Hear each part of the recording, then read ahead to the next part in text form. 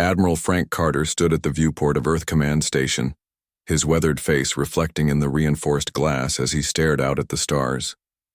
58 years old, with gray-streaked hair and eyes that had seen too many wars on Earth, he never imagined he would face humanity's greatest crisis. "Admiral, they're here." The voice belonged to Lieutenant Heather Davis, communications specialist. Her usual confident tone now carried an edge of something Frank hadn't heard before. Fear. Frank turned away from the viewport. The command center hummed with activity. Screens displayed the massive alien vessel that had appeared in lunar orbit 3 days ago without warning, without so much as disturbing their detection systems. It simply appeared, as if it had always been there. "Status of the diplomatic team?" Frank asked. "The UNS Horizon has docked with the alien vessel as scheduled. Ambassador Ward is leading the delegation aboard now," Heather replied, her fingers dancing across her console. "We have live feed," Frank nodded. Main screen. The center screen switched to show the interior of what appeared to be a vast chamber. The walls gleamed with an odd, almost fluid-like metal that seemed to absorb rather than reflect light. Ambassador Lisa Ward, a tall woman with short blonde hair and the calm demeanor that had made her Earth's top diplomat, led a team of 7 others. They carried no weapons, only communication devices and scientific instruments. Lisa stepped forward, hand raised in the universal greeting gesture they had agreed upon. "We come as representatives of Earth and humanity. We seek peaceful exchange of knowledge and friendship between our peoples." The aliens were tall, nearly 7 feet in height. Their bodies were slender with skin that seemed to shift colors slightly, as they moved like oil on water.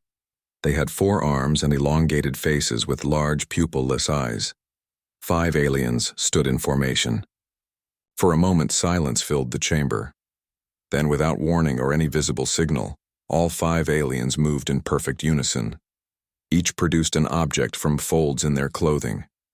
Before anyone could react, beams of intense blue light shot out. Ambassador Ward fell first, a surprised expression frozen on her face as she collapsed. The rest of the delegation barely had time to move before they too were cut down. Blood spread across the polished floor of the alien ship. "My God," someone whispered in the command center. Frank's hands clenched into fists. "Get me global defense. Command. Now." Within an hour, the UNS Horizon, still docked with the alien vessel, exploded. Analysis would later suggest the ship's reactor had been deliberately overloaded.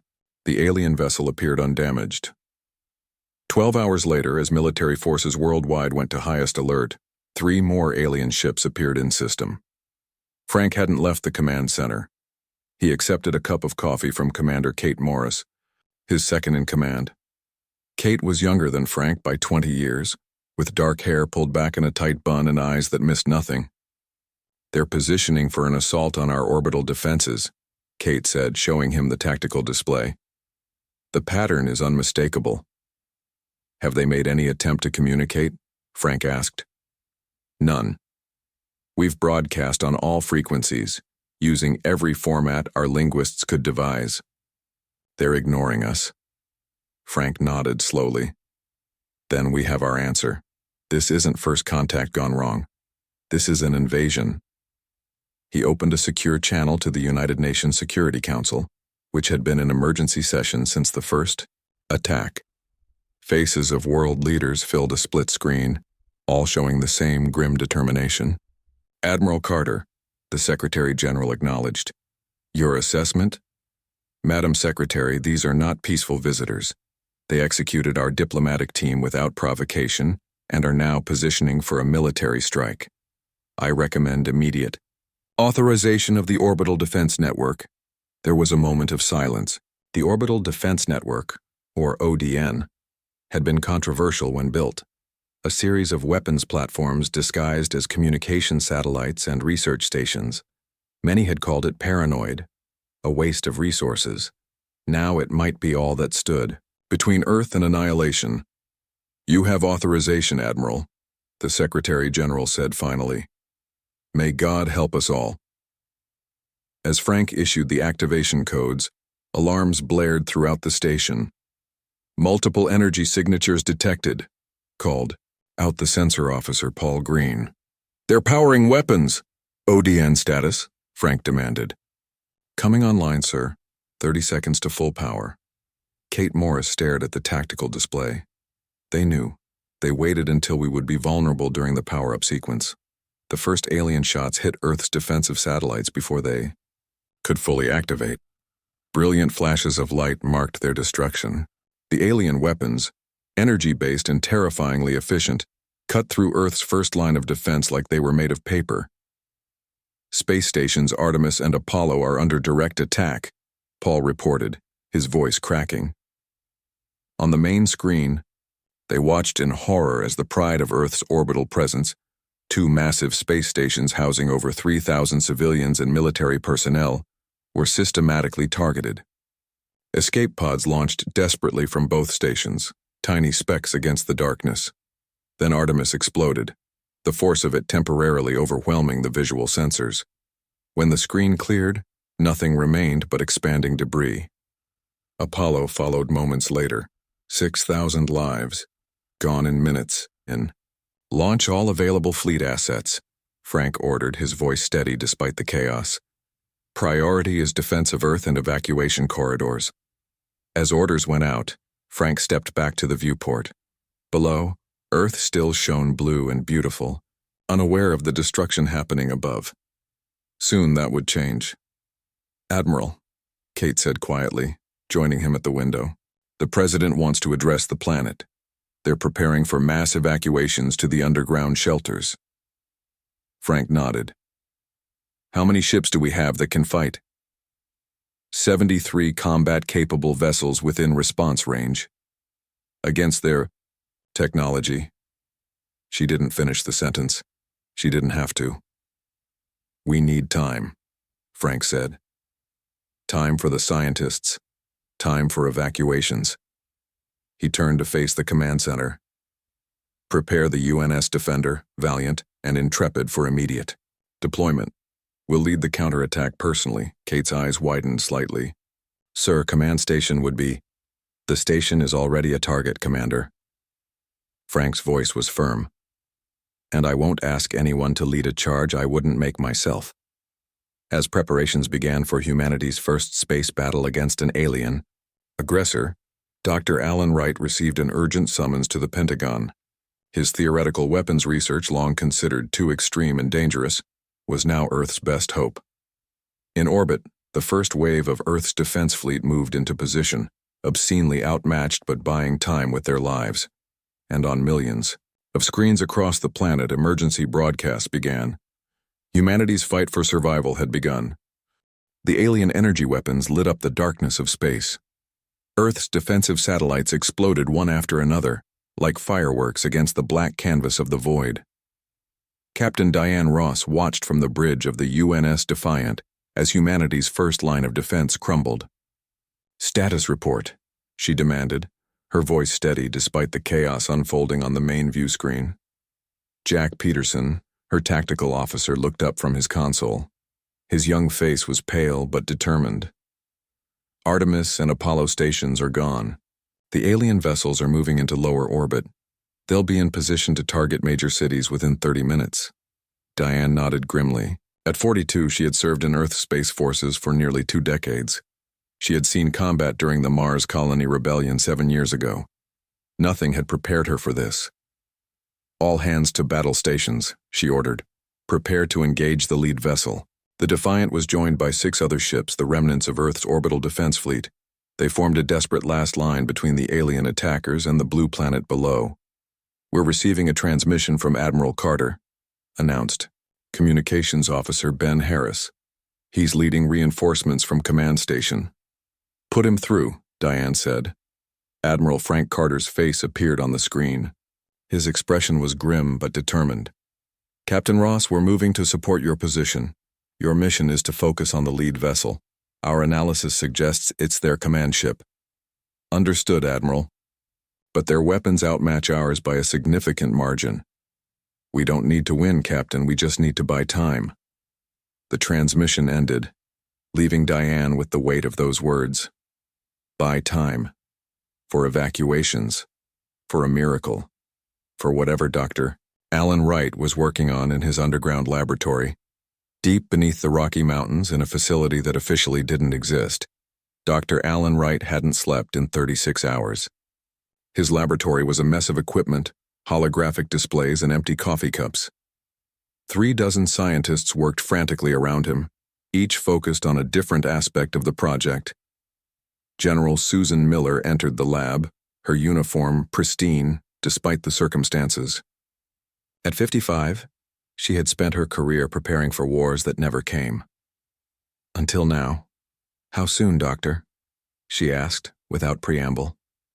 Alan looked up from his calculations. His eyes were red-rimmed from lack of sleep. 72 hours if everything goes perfectly, which it won't. "You have 48, Susan replied. "The aliens have begun bombarding major cities. London is gone. Beijing is under attack. We're evacuating what populations we can to underground shelters, but most won't make it," Alan finished. He ran a hand through his disheveled hair. "I understand the urgency, General. But this isn't just another weapon. What we're creating here, it changes everything. The fundamental laws of physics within the effect radius will be rewritten." Susan's expression didn't change. "Will it stop the aliens?" "It will stop anything. That's what terrifies me." In orbit, the space battle had become a slaughter. The Defiant shuddered as another energy blast slammed into its shields. "Shields at 12%! Jack shouted over the noise of failing systems. Diane gripped her command chair as the ship rocked from another impact. "What about the enemy vessel? Tell me we've done some damage." "Minimal," Jack replied. "But I've noticed something strange about their tactics.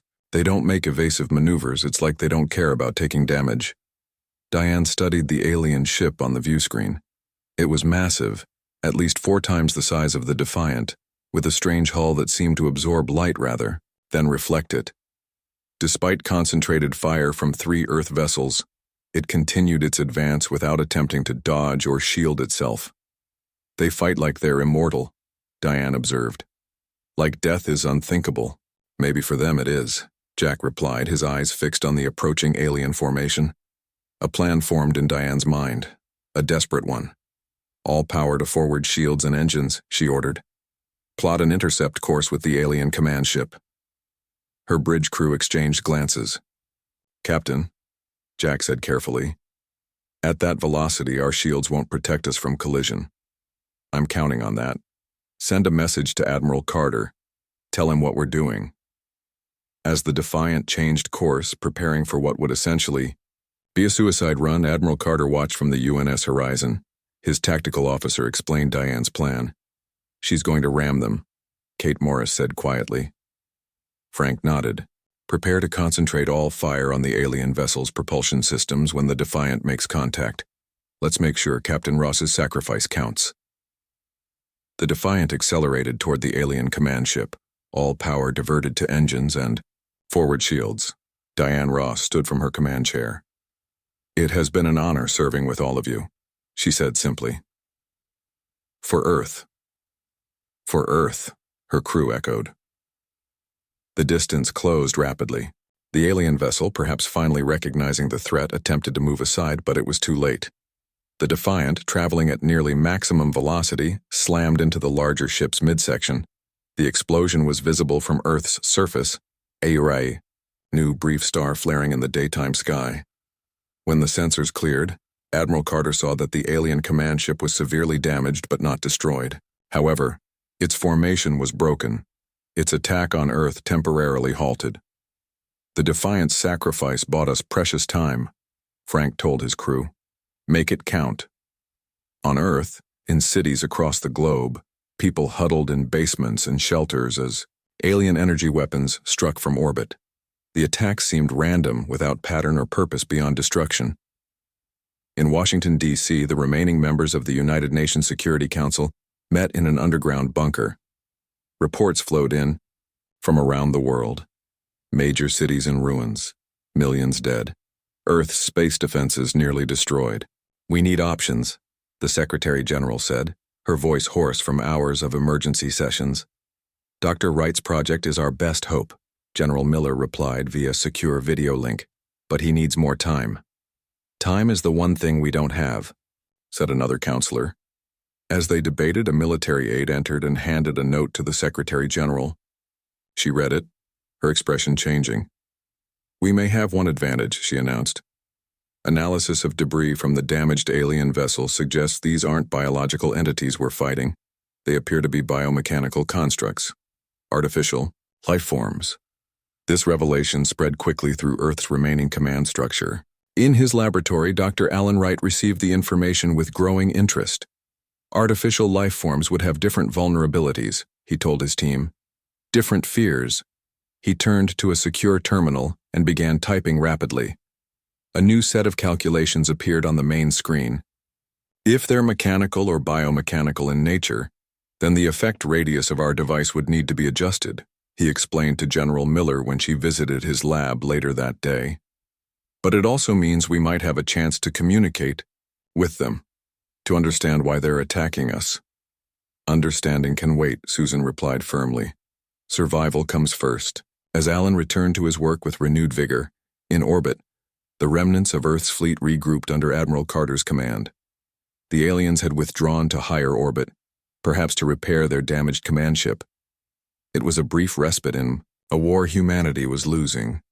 But sometimes, Admiral Carter thought as he studied the tactical display, a moment is all you need to change the course of a battle. And far below, in his laboratory, Dr. Alan Wright was about to change the course of history. 2 weeks into the war, Earth was burning. Major cities lay in ruins from orbital bombardment. The death toll had reached into the millions. Most governments had moved underground, coordinating what remained of military forces and civilian evacuations from hardened bunkers. Dr. Olivia Martinez wiped sweat from her forehead as she bent over the examination table.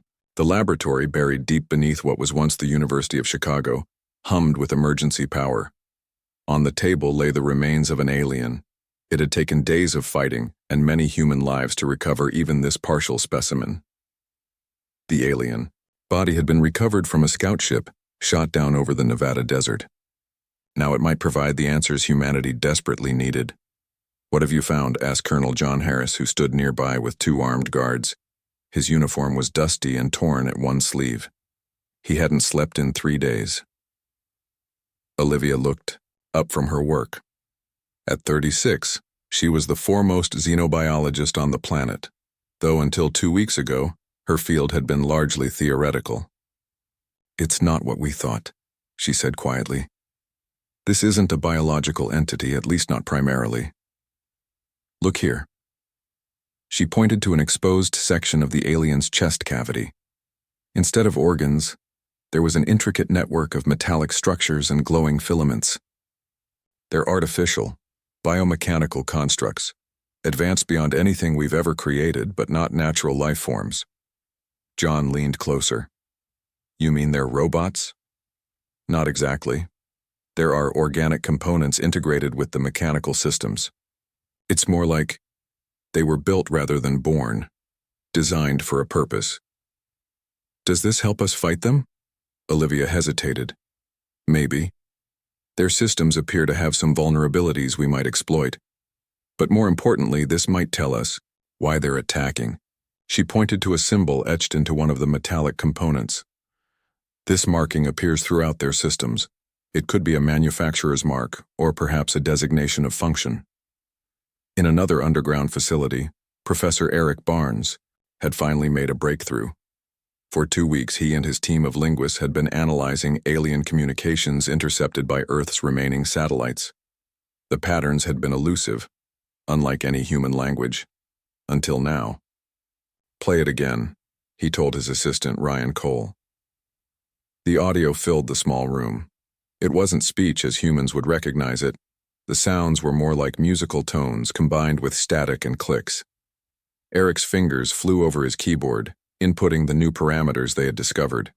The computer processed the alien transmission through the updated algorithm. A rough translation appeared on the screen. Sector 3 containment progressing. Vermin infestation reduced by 42%. Request additional harvester units. For complete sterilization. Eric stared at the screen, feeling sick. "They're calling us vermin," he said quietly. They're not here for our resources or our planet. They're exterminating what they see as pests. Ryan swallowed hard. I'll notify command immediately. In his laboratory beneath the Rocky Mountains, Dr. Alan Wright looked at his completed prototype. The device was surprisingly small, a metallic sphere no larger than a basketball, covered in intricate circuitry that seemed to shift and move when viewed from certain angles. General Susan Miller and Admiral Frank Carter had come personally to see it. Both looked exhausted, their uniforms wrinkled from days of continuous wear. That's it? Susan asked, sounding disappointed. That's our last hope? Alan nodded. Don't let its size fool you. This device doesn't destroy matter in the conventional sense. It rewrites the fundamental rules of physics within its effect radius. Everything caught inside will simply stop being what it was. Frank circled the device slowly. And you're sure this won't affect Earth itself? We're not trading alien bombardment for something worse? The effect is self-limiting, Alan assured him. Space itself resists the changes. After expanding to its maximum radius of 2 kilometers, the effect will collapse back in on itself. But make no mistake, this crosses a line we can never uncross. It's not just a weapon. It's a declaration that humanity is willing to manipulate the fundamental laws of nature to survive. Susan and Frank exchanged glances. The weight of the decision was visible in their faces. How do we deploy it? Frank finally asked. It needs to be delivered directly to the largest alien vessel. Someone will need to fly it there, activate it, and... Alan trailed off. And they won't be coming back, Susan finished. A suicide mission. Alan nodded grimly. There's no remote activation possible. The device requires direct interface with its operator. An hour later, in the Emergency War Council meeting, leaders from around the world received the briefing on Dr. Wright's device and the discoveries made by Dr. Martinez and Professor Barnes. They see us as vermin to be exterminated, the Secretary General summarized, and now we have a way to show them we're far more dangerous than they realized. We should attempt communication one more time, suggested the representative from Japan. Now that we understand more about them. To what end? Asked another council member. They've made their intentions clear. After heated debate, a compromise was reached. Earth would issue one final warning to the alien fleet. If they did not cease their attack and withdraw from the solar system, Dr. Wright's device would be deployed. As the council adjourned, General Miller approached Dr. Wright. We need a volunteer pilot, she said without preamble. Someone who understands the device and can ensure it activates properly. Alan was silent for a long moment. I designed it, he finally said. I should be the one to deploy it. Susan shook her head. You're too valuable. We may need more of these devices if the first one fails. Then I know who to ask, Alan replied quietly. Commander Sam Evans had been Alan's friend since college. Now a pilot with Earth's Space Forces, he had survived 3 engagements with the alien fleet. When Alan explained the mission, Sam didn't hesitate. When do I leave? Was all he asked. The plan came together quickly. A stealth carrier hidden in orbit around Jupiter since before the invasion would move into position. Sam would launch in a single pilot craft carrying the device. Using the debris field from previous battles as cover, he would approach the alien command ship. Earth's remaining communication arrays broadcast a single message to the alien fleet.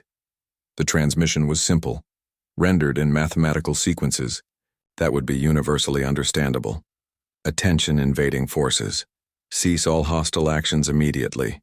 This is not a negotiation. This is a warning. Humanity has remained civilized in our response thus far.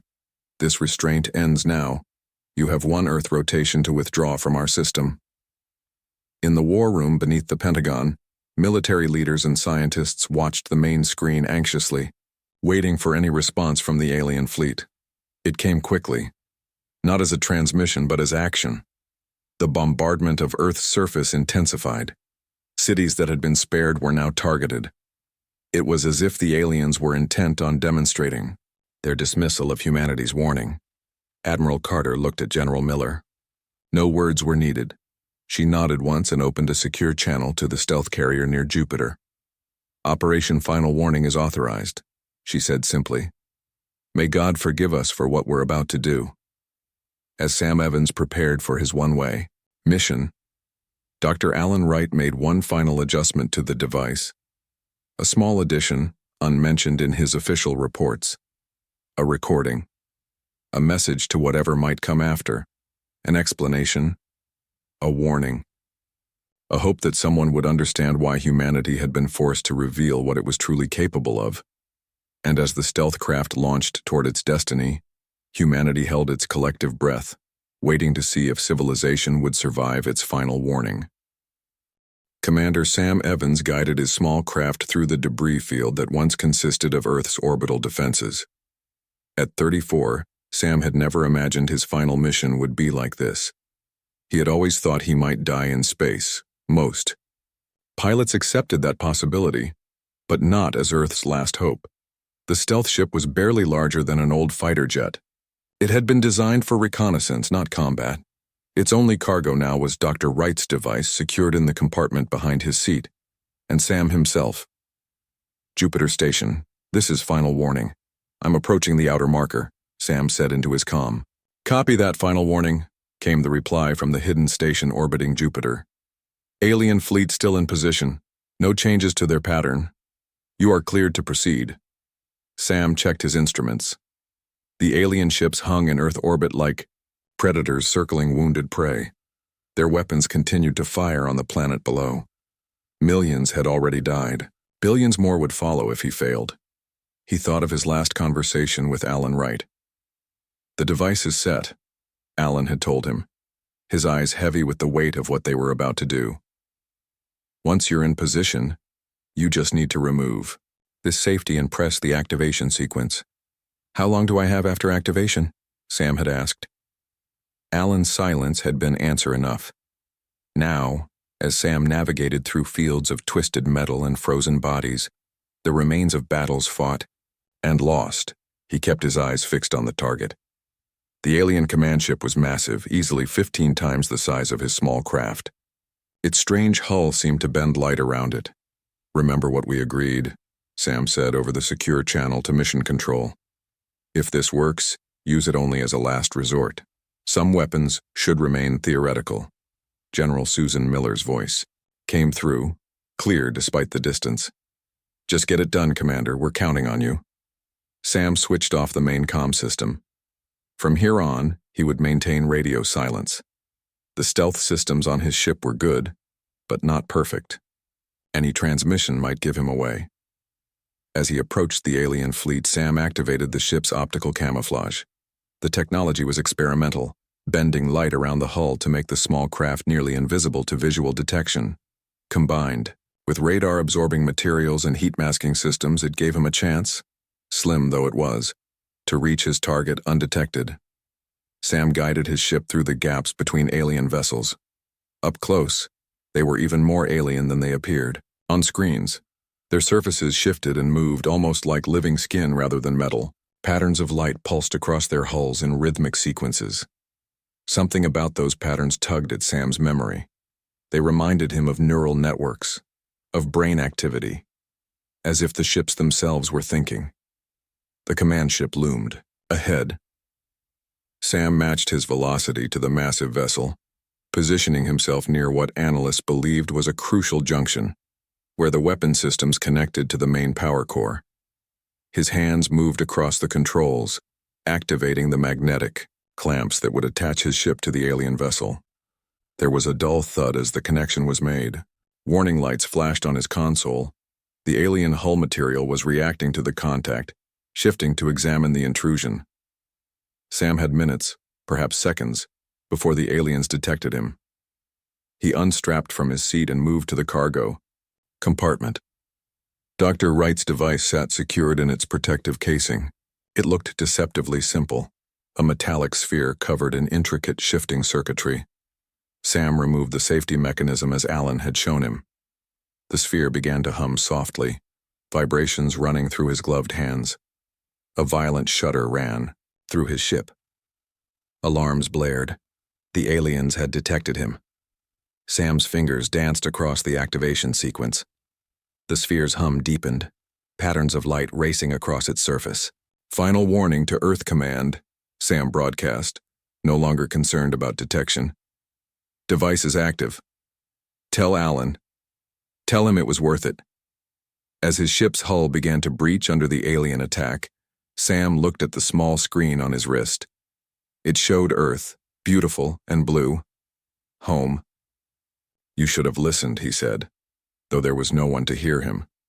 The sphere pulsed once, twice, and then released a wave of energy unlike anything human science had previously achieved. Space itself seemed to ripple around it. In an instant, a sphere of space 2 kilometers wide simply changed. The laws of physics within that bubble rewrote themselves into something incompatible with the matter inside. The alien flagship and 2 support vessels didn't explode. They ceased to exist as coherent matter.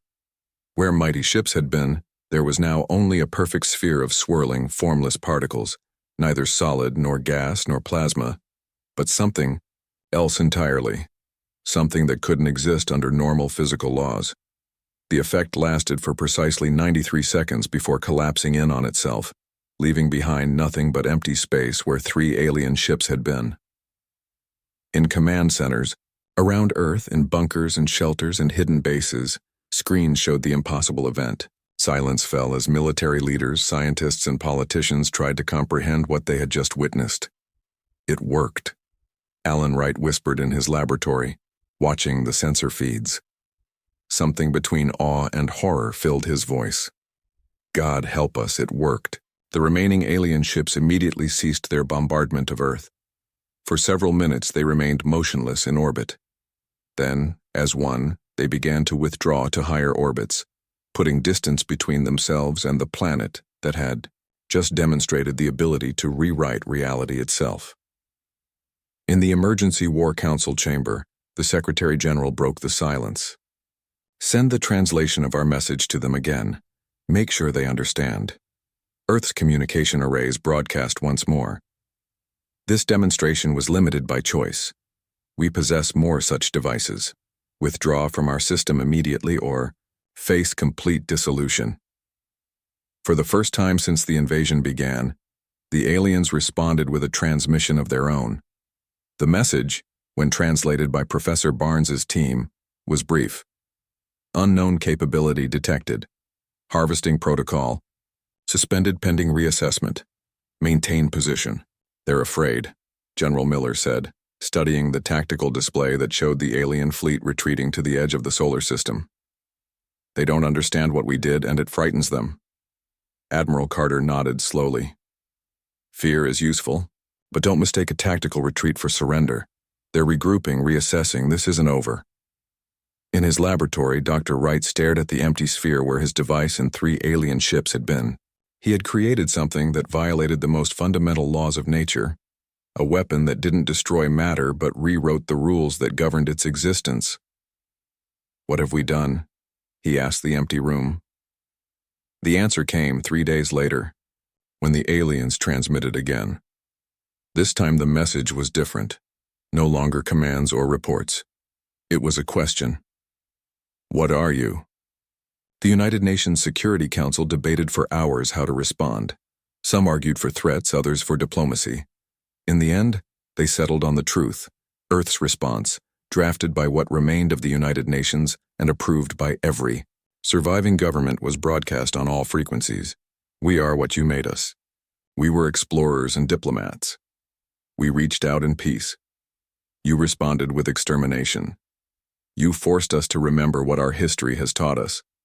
Civilization is a choice we make every day, a choice we can unmake when threatened." The message included technical specifications of Dr. Wright's device, not enough to reproduce it, but enough to demonstrate that humanity understood exactly what they had created. It also included the locations of 12 more such weapons, positioned throughout the solar system. We have remained restrained. We have limited our response to military targets. This restraint is not due to weakness, but choice. Civilization was always optional for us. Leave our system now, or we will show you what humanity is truly capable of when we stop pretending to be civilized. As the message was transmitted, Admiral Carter turned to General Miller. Do we actually have 12 more devices? He asked quietly. Susan's expression didn't change. They don't need to know we don't. They just need to believe we might. The alien fleet's response would determine humanity's future. And in laboratories around the world, scientists began working on making the bluff into reality just in case. The alien fleet departed Earth orbit within hours of receiving humanity's final warning. Their massive ships, once positioned to rain destruction on the planet below, moved beyond the Moon, then past Mars, and finally beyond the orbit of Jupiter. Earth's remaining satellites tracked their retreat until they disappeared from even the most powerful sensors. Humanity had survived. But at what cost? 3 months after what people now called the final warning, Dr. Alan Wright stood at the window of the newly reconstructed United Nations building in Geneva. The city had been spared during the attacks, one of the few major capitals that remained intact. Outside, reconstruction crews worked to repair damage from the brief but devastating war. They're calling you a hero, said General Susan Miller as she joined him at the window. Her uniform now bore additional stars, a promotion for her role in humanity's victory. Alan shook his head slightly. I created a weapon that rewrote the laws of physics. That's not heroism. That's playing God. You saved billions of lives and showed the universe that humans are willing to break reality itself when threatened. Alan turned to face her. Have you considered what that means for our future, for how other species might view us now? Susan's expression remained neutral. I'm more concerned with rebuilding Earth than worrying about hypothetical aliens. Their conversation was interrupted by the arrival of Admiral Frank Carter and Professor Eric Barnes. Frank now served as the head of Earth's new unified defense force, while Eric led the Xenocommunications Division. The Security Council is ready for you, Frank informed them. Together, they entered the council chamber. Representatives from every surviving nation sat around the circular table. Many faces were unfamiliar, replacements for leaders lost during the attacks. All looked up as they entered. The Secretary General, a tall woman with silver hair who had guided Earth through its darkest hours, called the meeting to order. 6 months ago we faced extinction, she began. Today, we gather to discuss our future. Professor Barnes, please share your findings. Eric stepped forward, activating the holographic display in the center of the table. It showed streams of data, transmissions intercepted from distant star systems. Since the alien retreat, we've detected significant communication activity between at least 12 different star systems, he explained. Based on our improved translation algorithms, they appear to be discussing one topic above all others. Us. He highlighted specific transmission patterns. We've identified several repeated phrases, the dangerous ones, the reality breakers, and most commonly the ones who made the harvesters run. The Secretary General leaned forward. Harvesters. Is that what they called themselves? It seems to be what other species called them, Eric clarified. From what we can determine, the entities that attacked us have been moving through this region of the galaxy for centuries, eliminating what they consider lower life forms and harvesting resources. We appear to be the first species to have successfully driven them off. This news sent a murmur through the chamber. Are we in danger from these other civilizations? Asked the representative from Brazil. Eric hesitated. Not danger exactly. The transmissions contain no direct threats. If anything, they seem, he searched for the right word, cautious, wary.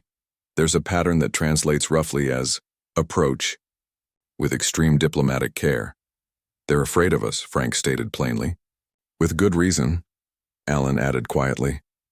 We demonstrated willingness to use a weapon that most species would consider too dangerous to even develop. The Secretary General brought the discussion back to order. The question before us today is, how do we proceed?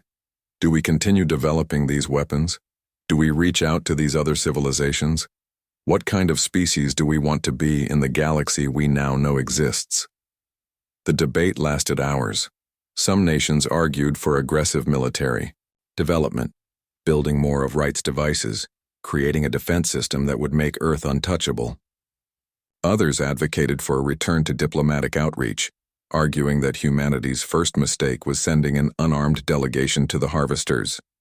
In the end, they reached a compromise. Earth would develop a limited defensive capability based on Wright's technology, enough to deter future attacks but not enough to mark humanity as aggressors. Simultaneously, they would prepare a new diplomatic initiative, reaching out to the civilizations whose transmissions they had intercepted. As the meeting concluded, Alan found himself standing alone with the Secretary General. "You disagree with the decision," she observed. "I worry about the path we're taking," Alan admitted. "My device was a desperate measure for desperate times, making it a cornerstone of our defense strategy." He shook his head. "Some knowledge should remain theoretical." "Perhaps," she replied, "but that's not the world we live in anymore. The universe knows what we're capable of now. We can't put that knowledge back in its box."